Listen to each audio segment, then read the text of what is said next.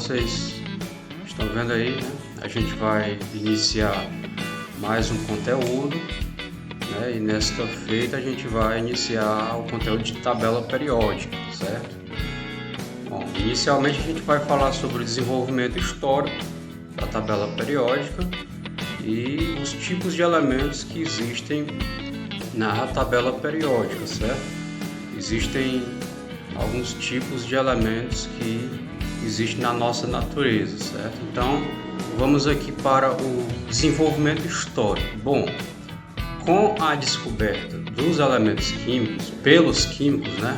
Inicialmente, o que havia era os alquimistas, que eram bem místicos, né? Como eles não conseguiram os seus feitos, né? Eles deram lugar aos químicos que desenvolveram, aliás, que descobriram os elementos químicos, foram, né, com o passar do tempo descobrindo, e com essas descobertas, com o aumento da descoberta dos elementos químicos, foi necessário que organizasse esses elementos em uma tabela, né, que ficou conhecido como tabela periódica dos elementos. E o primeiro a organizar os elementos em uma tabela foi esse cara aí chamado Dobereiner, certo? Ele organizou 50 elementos de 3 em 3, por isso que ficou conhecido como as tríades de Dobereiner, certo? E aí, como vocês veem aqui na figurinha ao lado, é sempre colunas de 3 elementos químicos. Por exemplo, aqui tem o lítio, sódio e potássio. Aqui tem o cálcio, o estrôncio e o bário, né? Então sempre elementos de 3 em 3 elementos agrupados em colunas, sendo que sempre uma coluna eles observaram que estes elementos têm propriedades parecidas, certo?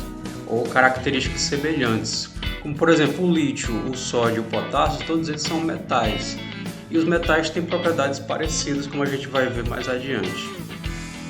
Então veio o Champ-Courtois, que nessa época dele já havia mais elementos, e ele organizou em o chamado parafuso telúrico, né? Observem na figura que a sua tabela é parecida com um parafuso, né? A qual vai girando, né? E vai tendo os elementos também da mesma forma. Sempre os elementos nessa colunazinha aqui do meio, ou qualquer coluna, eles terão propriedades parecidas. O Newlands organizou os elementos em oitavas, certo? Ou seja, a semelhança de elementos ela se repetia de 8 em 8. Então nós vemos aqui a tabela periódica de Newlands, né, sempre em colunas de 8 em 8 elementos, se repetia elementos que tinham propriedades parecidas. Então nós temos aqui hidrogênio, flúor, cloro e etc, certo? Então ela ficou, devido à repetição de propriedades de 8 em 8 elementos, ficou conhecido como as oitavas de Newlands. E aí nós temos aqui a tabela de Mendeleev, ok? Conforme eles foram descobrindo mais e mais elementos, observem a tabela de Mendeleev com as tabelas anteriores, né? A tabela de Mendeleev já tem mais elementos químicos. E o que Mendeleev fez? Ele organizou os elementos em ordem crescente de número de massa, certo? Então vocês observam aqui 7, 9, 11, 12, 14... Então sempre vai aumentando as suas massas atômicas. E também sempre em uma coluna nós teremos, ele organizou nessas colunas os elementos que tinham propriedades parecidas. Observem que tem numa coluna, ou entre um quadro e outro, né, nós temos quadrinhos vazios, né? Esses quadrinhos vazios são elementos que posteriormente iriam ser descobertos por outros químicos, certo? E então nós temos aqui a tabela periódica atual, que é a tabela de Moseley. A única diferença é que tem mais elementos, certo? Tem mais elementos químicos que a tabela de Mendeleev, e também que ele organizou os elementos em ordem crescente não de massa, mas de número atômico, certo? Atentem para isso.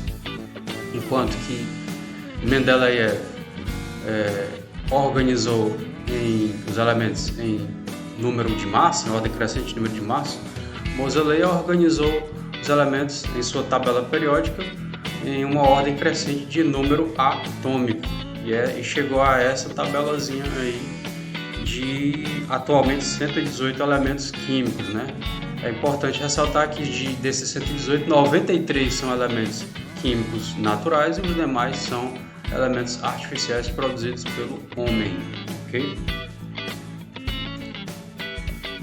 E aqui nós temos os tipos de elementos químicos que existem na tabela periódica. Observe que nós temos o hidrogênio, nós temos, em sua maioria, são os metais, nós temos aqui uma diagonalzinha que são os semimetais, os ametais e os gases nobres. Aqui a gente trata sobre os metais e suas propriedades. Atentem para as propriedades dos metais. O que é que nós podemos dizer que os metais são? Eles são sólidos, todos eles são sólidos à temperatura ambiente. Qual que seja a temperatura ambiente? Globalmente 25 graus Celsius, certo? Exceto o mercúrio, né, o Hg, que é o mercúrio, que é um metal líquido. Okay? Antigamente ele era utilizado como nos aparelhos de termômetro, né? Porque ele inflava com o aquecimento e aí dava a temperatura. Então todos os metais são sólidos, exceto o mercúrio. Todos os metais são bons condutores térmicos e elétricos. Por isso que se utiliza cobre aí para tudo enquanto, para conduzir a corrente elétrica, certo? E são bons condutores térmicos, por isso que a gente tem panelas, né, de aço inox e de alumínio, certo? Essas panelas, que devido a serem de metais, elas vão conduzir o calor do fogo para os alimentos. Todos os metais, de um modo geral, são brilhosos, porque a luz que incide sobre eles é refletida, certo? E aí vocês veem isso em física, a propriedade de reflexão, né? Tem a difração, tem a reflexão, tem outros mais, né? E todos os metais são prateados, exceto dois metais que são o ouro e o cobre, né? Mas todos os demais, alumínio, mercúrio, sódio, todos os demais têm essa cor características que são prateados. E todos os metais, quando efetuarem uma ligação com outros elementos químicos, eles vão perder elétrons, certo? E aí vocês viram na aula passada que os átomos que perdem elétrons, eles se transformam em íons, mais especificamente falando, eles se transformam em cátions, ok? Então todos os metais, quando efetuam ligações com outros elementos químicos, eles se tornarão cátions. Por quê? Porque vão perder elétrons. E vocês veem que a maioria são metais, esses elementos aqui da cor amarela. Os ametais são mais ou menos o contrário, né? Eles são maus condutores térmicos e maus condutores elétricos, ok? Eles não brilham e têm cores variadas, né? Pode-se dizer que eles não têm cor característica e também não têm estado físico característico. Muitos deles são sólidos, líquidos e gases. E onde que estão os ametais? São esses elementos aqui, né? Dessa cor roxa, né?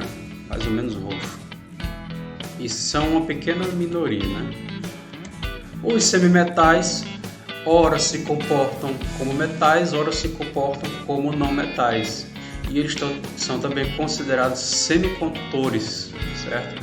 Nós temos aí, por exemplo, as placas de silício, né? O silício é um elemento que pode armazenar informações e pode sofrer o apagamento dessas informações, né? Por isso que a gente tem placas aí de HD, pendrive, o armazenamento de memória de celulares, todos eles são feitos de algum composto que tenha um silício, certo? Então todos esses aqui são os metais, essa diagonalzinha aqui da tabela periódica, que é o boro, silício, germânio, arsênio, antimônio, telúrio, né? E o polônio e o astato, né? O polônio é radioativo, mas ele ora se comporta como metal, ora se comporta como não metal. Por fim, os gases nobres, que são a família 8A da tabela periódica. Por que eles são chamados de gases? Porque são gases à temperatura ambiente. E por que são considerados nobres? Porque eles não se ligam com outros elementos e também não reagem espontaneamente com outros elementos. Por quê? Porque as suas camadas eletrônicas, bem como as suas subcamadas, todas elas estão preenchidas. Mais adiante, ainda em tabela periódica, a gente vai ver que todos os outros elementos eles têm camadas não preenchidas, e é isso que faz com que eles busquem se ligar com outros elementos químicos. E os gases nobres, devido a ter camadas preenchidas, é por isso que eles não vão reagir, né, e nem vão se ligar, pelo menos espontaneamente não. O homem já fez em laboratório algumas ligações, mas só que não foi espontaneamente, foi forçadamente. Alguns com xenônio e outros elementos aí da família 8A, que são os gases nobres. Mas sempre que vocês verem um gás nobre ligado com outro, é porque foi forçado, certo? Porque eles não se ligam de forma espontânea, porque já tem as camadas preenchidas. Ok, pessoal? Qualquer dúvida vocês podem estar perguntando aí nos comentários e espero que vocês tenham gostado. Por hora é só.